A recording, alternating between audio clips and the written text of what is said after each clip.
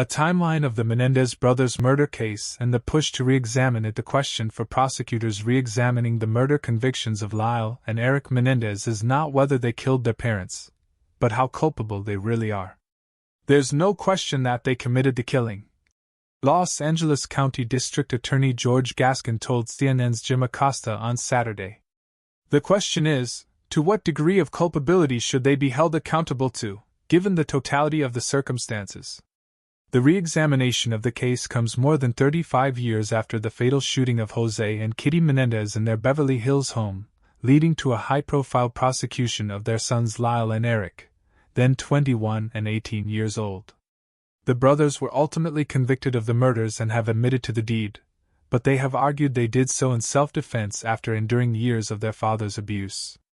The case has taken on new interest in the wake of a docuseries and Netflix drama, as well as a growing understanding of and empathy for sexual abuse victims.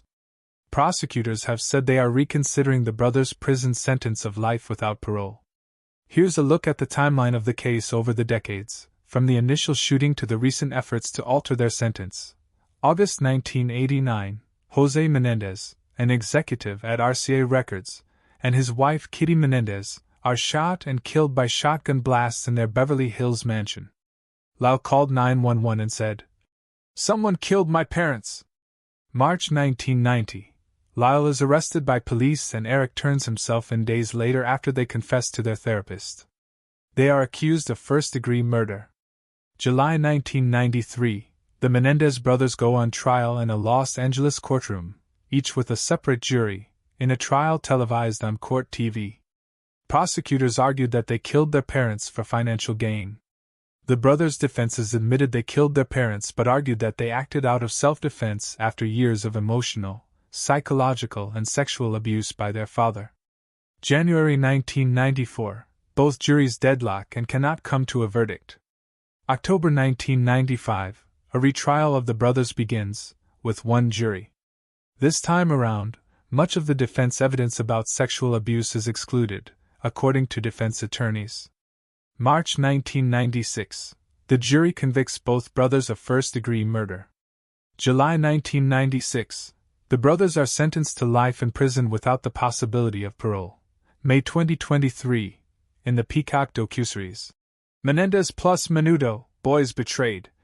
A former member of the boy band Menudo said in a sworn affidavit that he was raped by Jose Menendez when he was about 14.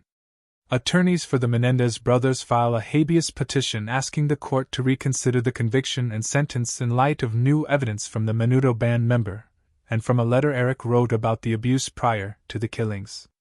The attorneys asked the court to either vacate the brothers' conviction and sentence, or permit discovery and an evidentiary hearing in which they can provide proof, the document says.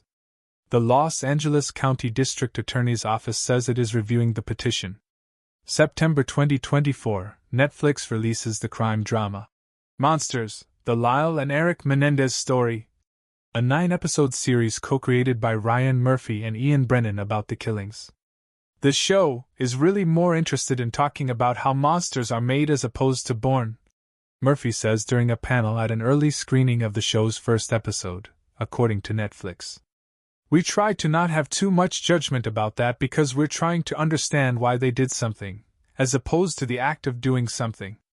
In a statement shared on social media by his wife, Erik Menendez criticizes the show's horrible and blatant lies, and says the show takes the truth back to an era when the prosecution built a narrative on a belief system that males were not sexually abused, and that males experience rape trauma differently than women.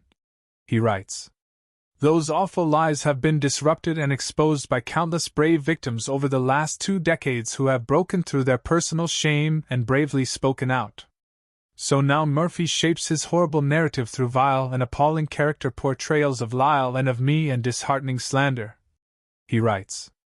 October 5, 2024, Gascón, the LA County District Attorney, tells CNN's Jim Acosta that he increasingly became concerned that it was critical that we reviewed the new evidence put forth by the defense.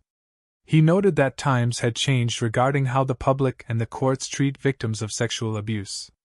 "There is no question that our sensitivity to sexual assault is much more significant today," he said. It has been clearly established that both men and women can be sexually assaulted, or boys and girls. I think 35 years ago cultural norms were a little different. There is no question that a jury today would look at this case probably very differently than a jury did 35 years ago. He also notes that the shows and films about the case have had an impact. But for the documentary, quite frankly, we probably would not be talking at this point, he said. We may be talking later, but that certainly has increased the attention by the public, and that's why we're being public about where we are. A hearing on the Menendez brothers' petition is set for November 29th.